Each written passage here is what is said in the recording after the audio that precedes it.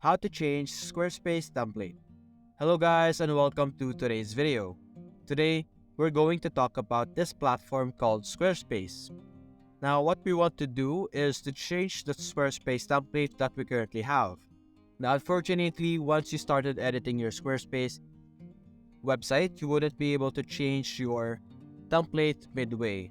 Now what you're going to have to do to change your Squarespace template is to go back to home over here, and you're going to have to select a different template from the template that you have selected earlier. As you can see here, you can create on website and you could choose from the different templates that you would usually choose from. Now if you already have pre-existing data on the first template, you're going to have to manually add them back to your new template one by one.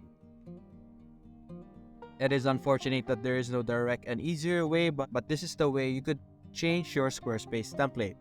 And that's it guys, hope you enjoyed the video. Thanks for watching.